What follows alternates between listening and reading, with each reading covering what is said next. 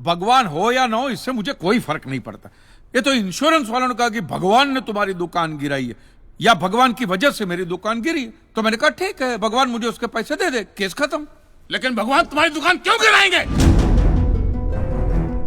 मूर्ख कहीं का। स्वामी जी प्लीज, जो कुछ भी कहना है विटनेस बॉक्स में आकर कहें।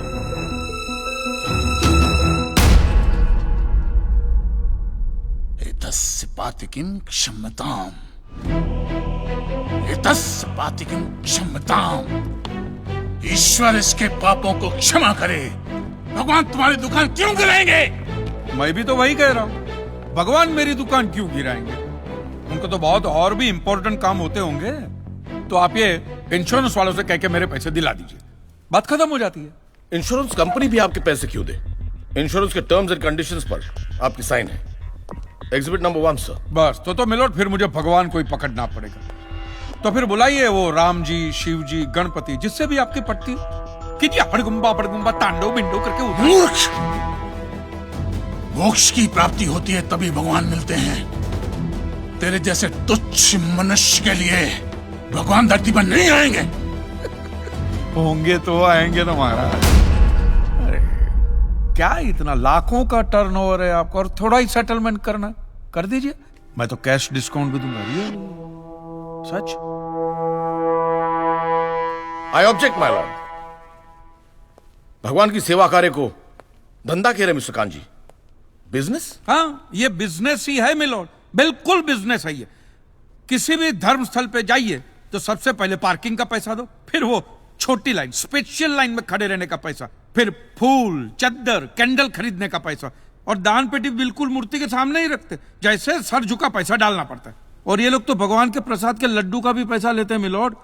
जिस तरह म्यूजियम में मोम का पुतला दिखाकर पैसे लिए जाते, बस मंदिर में पत्थर का पुतला दिखाकर पैसे ले लेते। और पुजारियों की तो सैलरी भी होती है, इनकी छोटी है, उनकी बड़ी है। और आपको तो इनकम टैक्स में भी बेनिफिट है कि नहीं है? तो फिर इसमें सेवा कहां से है? और मिलोड ये तो ऐसा धंधा है जिसमें कभी भी रिसेशन नहीं आता। नहीं, उल्टा रिसेशन में तो इन लोगों का धंधा डबल हो जाता है। हे भगवान, भाई भगवान, ओ भगवान। रिलैक्स। चलो मान लीजिए कि ये लोग धंधा करते हैं, फिर भी आपको पैसे क्यों दे? इंश्योरेंस में आप प्रीमियम भरते, इसलिए आप इंश्योरेंस से पैसे मांग सकते, लेकिन मंदिर वाले आपको पैसा क्यों दे? क्योंकि मैंने इनके मंदिरों में भी प्रीमियम भरे हैं महाशय। What nonsense? ये मुझे विश्वास था, आप मेरी बात का विश्वास नहीं करेंगे, इसलिए मिलोड में सारे प्रूफ साथ लेकर ही आया। ये देखिए, ये सब रिसीट मिलोड उस प्रीमियम की है जो मैं पिछले 18 सालों से भरते आ रहा हूं, मेरी वाइफ के कहने की वजह से। ये देखिए, पहला प्रीमियम मैंने भरा था 1501 रुपये का, साउथ में बहुत बड़ा मंदिर है, उसमें मैंने पैसे भरे थे। देखिए, फिर ये देखिए, हर साल 1000 रुपए भर रहा हूं आपके गणपति के स्टॉल में। देखिए, उसे स्टॉल नहीं मंडप कहते हैं। मिलोड वो मेरी सासू मां बीमार रहती थी, तो मंदिर वालों ने कहा कि 11,000 रुपया दो, पूजा कराओ, फिर देखो। तो पूजा कराई और सासू मां टपक गई। चलो वो तो अच्छा हो, लेकिन 11,000 भी गए, और एक भी रुपया रिफंड का नहीं दिया उन्होंने मुझे। फिर ये देखिए, ये मस्जिद का चंदा, दरगाह की चद्दर, चर्च की कैंडल, फकीर की झोली, बाबा की अगरबत्ती, माँ की चुंदड़ी, टोटल में 10-10.5 लाख रुपया इन सारी दुकानों में भर चुका हूं। बस! क्या दुकान लगा रखा है? इसे मंदिर कहते हैं, मंदिर!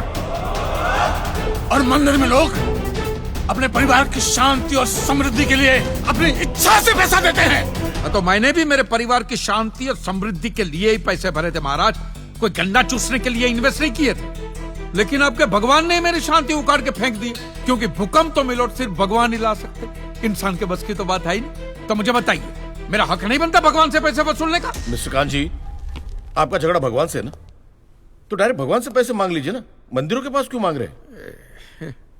वकील साहब, आपके घर में बिजली या इलेक्ट्रिसिटी कौन सी कंपनी की आती है? रिलायंस की ना। तो घर में जब कभी भी बिजली का प्रॉब्लम होता है तो आप रिलायंस की ऑफिस में ही फोन करेंगे ना, सीधे अनिल अंबानी को तो नहीं बुलाएंगे ना। अनिल भाई आओ लाइट की, अनिल भाई आओ लाइट की। साइलेंस। आप कहना क्या चाहते हैं? What do mean? ये जो साधु यहाँ है, ये जो पंडित जी यहाँ है, ये क्या भगवान के ऑफिसर्स है? नहीं नहीं, ये लोग ऑफिसर्स नहीं है भाई। ऑफिसर तो पढ़े लिखे लोग होते हैं। ये लोग तो देखो देखो मुंह देखो, सेल्समैन है मिलोड, सेल्समैन। ये भगवान के कलेक्शन एजेंट है, क्योंकि इन्होंने भगवान की फ्रेंचाइजी ली। न्यायाधीश महोदय, ये मनुष्य नास्तिक है। जो ये कह रहा है उसका ज्ञान स्वयं से नहीं है, परंतु हम तो साधु हैं, इसे क्षमा कर देते हैं। लेकिन इस अधम पाप के लिए दुनिया इसे कभी माफ नहीं करेगी। तेरा घर से निकलना कठिन हो जाएगा अगर भगवान के विरुद्ध कुछ भी कहा तूने। मैया मोरी, ये आपको मेरी चिंता हो रही है कि मिलोड के सामने मुझे चेतावनी दे रही हैं?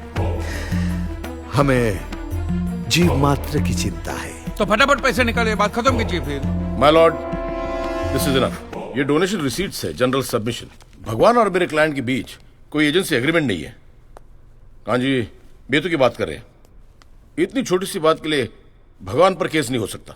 छोटी बात मिलोड, ये छोटी बात नहीं है। वो दुकान मेरा सब कुछ है, मेरी रोजी रोटी, मेरे बीवी बच्चों का सहारा वो दुकान है। और एक एक रुपया जोड़ के दिन रात की मेहनत के बाद मैंने वो दुकान बनाई थी। आज वहां पे सिर्फ जमीन का टुकड़ा रह गया है, वो भी कोई लेने को तैयार नहीं है। ये मंदिर वाले कहते हैं श्रद्धा से दान दो, आपका कभी बुरा नहीं होगा। और ये इंश्योरेंस वाले कहते हैं टाइम पे प्रीमियम दो, बुरा हुआ तो हम है ना। तो मैंने तो दान भी दिया है मिलोड, और प्रीमियम भी भरे, और आज दोनों के दोनों ने हाथ ऊपर कर लिए। मैं एक मामूली आदमी, मिडिल क्लास मैन, मेरा परिवार, मेरे बीवी बच्चे रास्ते पे आ जाएंगे। नहीं मिलोड, आपको मेरी बात इस अदालत में रखने का मुझे मौका देना ही चाहिए। और भारत का संविधान भी मुझे मेरी बात इस अदालत में रखने का हक देता है। Please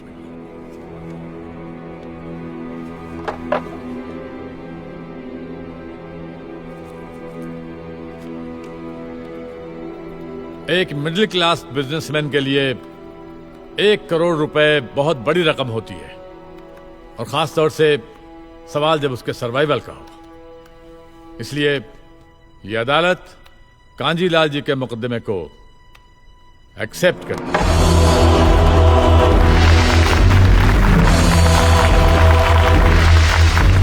silence. और सारे एविडेंस और आर्गुमेंट्स को अच्छी तरह एग्जामिन करने के बाद यह फैसला देगी कि मिस्टर कांजीलाल को इनके पैसे मिलेंगे या नहीं। अगर मिलेंगे तो कौन देगा, इंश्योरेंस कंपनी या फिर मंदिर? Court is adjourned for the day.